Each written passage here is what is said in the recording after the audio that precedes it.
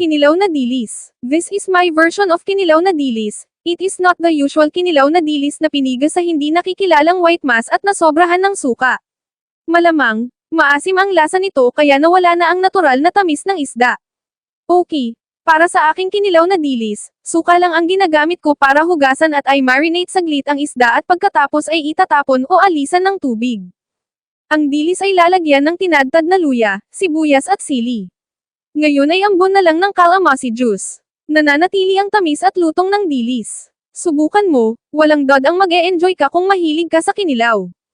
Bago nga pala tayo magsimula mga palamunin, kung nagustuhan nyo ang ating recipe huwag mahihiyang mag-iwan ng komento, sa ating comment section, pwede nyo rin ilagay kung taga saan lugar kayo para mapadalhan ko kayo ng malaking akap.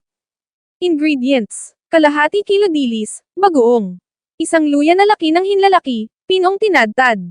Isang katamtamang laki ng sibuyas, pinong tinadtad.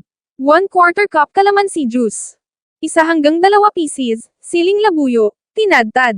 Suka, asin. Upang ihanda, hugasan at alisan ng tubig ang dilis, tanggalin at itapon ang mga buto, ulo at laman loob sa pamamagitan ng pagkurbo ng laman sa magkabilang gilid ng isda upang maging fillet. Banlawan ang mga fillet sa umaagos na tubig at alisan ng tubig. Upang gawin ang kinilaw, hugasan ang dilis fillet sa isang paligan ng suka at alisan ng tubig. Ulitin ang hakbang na ito sa pagkakataong ito, hayaan itong mag-marinate ng 5 hanggang 8 minuto at maubos ng maigi, huwag pigain ng bahagya upang maalis ang labis na suka. Ilagay ang dilis fillet sa isang mangkok, idagdag ang lahat ng iba pang sangkap at ihalo ang halo. Timplahan ng asin ayon sa panlasa. Ihain kaagad o palamigan sa refrigerator bago ihain.